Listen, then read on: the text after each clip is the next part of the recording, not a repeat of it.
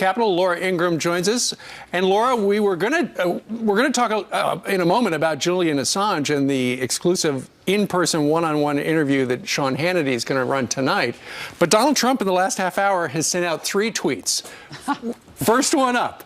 He tweeted 30 minutes ago, General Motors is sending Mexican-made model of Chevy Cruze to U.S. car dealers tax-free across the border. Make in USA or pay big border tax. All right. What do you make of that? Yeah, I think Team Trump is examining the options here for companies who have been pulling this type of trick now for some time, and look for this to be a theme that they hit in the 17 days until the inauguration and then after that. So I think when people hear these stories about American companies going abroad and then getting that type of tax-free treatment coming back into the country with the product that they make overseas, it roils people on the inside. I think people understand that we need good-paying manufacturing jobs in this country. We need to create an environment, which I think the Trump team is working on doing with tax reform, corporate tax reform, and other incentives for these companies to stay here. Of course, there's going to be regulation, but not the type of choking regulation that is really hampering business development, business creation, and businesses thriving in this country. It's a winner issue across party lines, so I'm not surprised that they're hitting it today. Well, speaking of regulations that choke industry, he's also tweeting this morning about Obamacare. 2 tweets in a row, actually. The first is President-elect tweeting, people must remember that Obamacare just doesn't work, and it's not affordable. 116% increases in Arizona. Bill Clinton called it crazy. And then in a second tweet, he's talking about the Democratic governor of my home state of Minnesota, Mark Dayton, who said famously, the Affordable Care Act, Obamacare, is no longer affordable, and it is lousy health care. Now, these tweets coming as Congress maybe it is looking at changes or tweaks to Obamacare. Even Nancy Pelosi hinting that hoping Republicans don't change it. Here's what Nancy Pelosi has said about Republicans not changing Obamacare, and then we want to get your thoughts on all of that. The fact is, it's the old thing of going into a china shop. You break it, you own it. And they're dealing with something that is very, when I say complex, it's sophisticated. The author of Obamacare saying, you break it, you own it. I'm trying to even diagram that sentence in the graphic. I mean, that's quite a presentation of subject, verb, direct, object. Nancy Pelosi knows that this thing is going down. I mean, in the last gasp of the Obama presidency, what they're trying to do to project forward, what they're trying to do is poison any effort to wholesale repeal it, which is going to be difficult, and it is going to take time, and then replace it. And what the Democrats will do, and that was inartfully worded by her, but what the Democrats will do is they'll say, look at all these people who got coverage.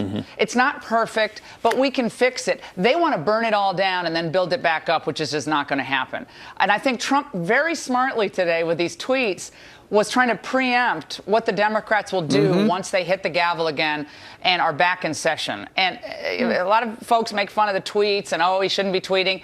I think on this stuff, it's like a Reddit top line. You don't need Reddit when you have these tweets, because Trump says, no. People have experienced these obscene out-of-pocket costs, huge premium increases, doctors retiring, and these little bullet points are just little triggers and reminders for people about what's happened when the government shoved through, the Obama government shoved through Obamacare with virtually no Republican support. It really, speaking of going into a china shop, I used that analogy if I were Nancy Pelosi, because there wasn't a piece of china left on the wall after they got through with their so-called health care reform. All right, so I want to get your thoughts on this as well. An exclusive tonight at 10 p.m. Eastern on the Fox News channel. Sean Hannity flew over to London, sat down with Julian Assange, asking him about the WikiLeaks, the big question, where they ultimately came from. Here's how he responded. Can you say to the American people unequivocally that you did not get this information about the DNC, John Podesta's emails? Can you tell the American people 1,000% you did not get it from Russia or anybody associated with Russia?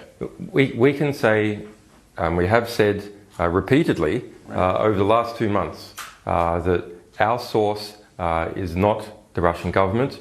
and it is not a state party. Well, Laura, this comes just a few days after President Obama gives Russia essentially a slap on the wrist for what he calls involvement in our elections. What is going on here? Well, I think we have to be taking what Julian Assange with a grain of salt. I neither have the Julian Assange is the First Amendment trailblazer view of him, or that he's only a creepy, paranoid narcissist. I think those are the two polar views of Julian Assange. He's probably somewhere in the middle. I would say that you don't have to get the information from the Russian government to have a connection to the Russian government. We know that Putin does have hackers who are loosely connected to other groups who are connected to the Russian government. Now, I'm not saying that we know this is Russia that did this. Maybe it was, maybe it wasn't. But when he says, well, I didn't get it directly from the Russians, you think Vladimir Putin is stupid enough to get, okay, here's what we want you to do, Julian. We have this information. We're going to give it to you. So if Russia was really involved in this, they wouldn't deliver it to someone like Assange directly. It would go through webs and channels of other hacking cohorts, and then it would maybe, it would get to them that way. But so I think you have to really listen carefully to what he's saying and what he's not saying in that. So again, I'm not on the First Amendment trailblazer side of this, or the creepy narcissist accused rapist side of it. We have to look at this with a grain of salt. I think Republicans should take this soberly, carefully, but also understand that Obama has a political reason for, I think this is where Assange is right, trying to delegitimize Trump's first 100 days. Yeah, that's well said. Well, if the actual leaker were to come forward and say, okay, fine, I'm going to tell you, I'm the person who did it, that would settle all that. Meanwhile, let's talk a little bit about this. Donna Brazile, the debate cheater during the Democrat town halls and whatnot, she has said some incredibly pejorative things about Donald Trump, and yet she wants a seat at the table for Democrats in the first 100 days and beyond. We want you to listen to this montage and then put into perspective what she's asking for now. Listen to this. I denounce Donald Trump for not denouncing the kind of vitriol, the kind of violence that he has perpetrated with his angry rhetoric. Since I play straight up, and I'll play straight up with you, I did not receive any questions from CNN. No, boo-boo. And next time, don't bring me no emails unless you have cleaned your system, okay? Don't bring nothing corrupting to me. Given that all you've said about this hack, do you think Donald Trump's win was legitimate? Donald Trump used this information in ways to also sow division. I was very disappointed, and his repeated usage of some of the stolen information. He used it as if he received daily talking points. So is the election legit? The election was tainted by this intrusion. So, Laura, based on her background and the fact that she leads an inherently partisan organization by default, wanting a seat at the table, is there any way that's meant to be constructive? Well, that's how Republicans felt 8 years ago when Barack Obama came in and said, we're going to do the stimulus and son of stimulus and Obamacare, and we're going to ram it through because, remember, Nancy Pelosi had a gavel and she was going to use it. And they thought the gavel was going to hit the Republicans, and they hit so hard that it never come back. Well, now, a huge gavel. Wow, 8 years later, suddenly, we want a seat at the table. I think one thing that we do know is that on some issues, Trump, I hope, will work with Democrats, and one of them is going to be trade.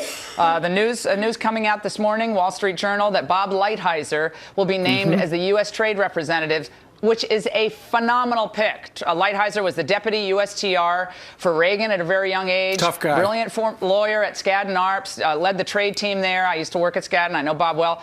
Phenomenal pick. Now, on trade, some of the Democrats will be able to work with Donald Trump. But for Democrats to stick out their chests and say, look, you've got to give us this voice, they didn't give Republicans a voice. And in fact, Obama looked down upon the Republicans. Remember that sniffing thing he did with Paul Ryan sitting in the front row 8 or 7 years ago? So it's always whose ox is gored in these circumstances. Well, poor Donna. We had Judge Napolitano on earlier this morning, and he reminded us of something that could happen today, a loophole. What is it, a split second at noon? That's right. However, the judge never worked at the Supreme Court, but you did. So Yes. at noon today, when the Senate technically is out of session for just a couple of seconds, do you think Barack Obama will make a recess appointment of Merrick Garland? Because that's a suggestion on the crazy, on some of the interwebs.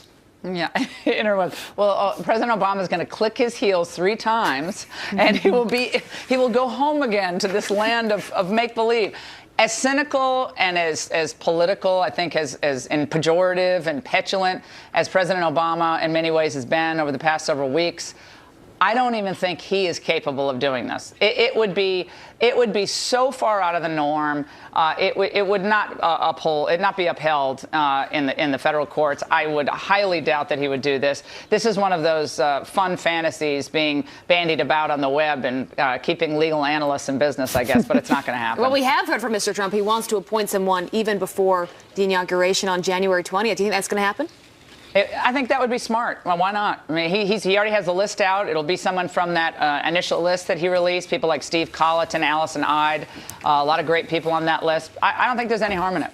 But, Laura, real quick, any big predictions here in the first couple of days of the Trump presidency that you're hearing about in Washington? I think what you're going to see is swift action on and news about building the wall, on corporate tax reform, on tax simplification, and probably in the first 30 days, infrastructure, which will work with some of the Democrats on. The question Republicans are going to be asking is how are we going to pay for all this, and can we afford to do this without the booming economic growth that a lot of people think is going to come about as a result of these policies. Quickly, But sure. I think you think they're Rex going to move fast. Tillerson will get through?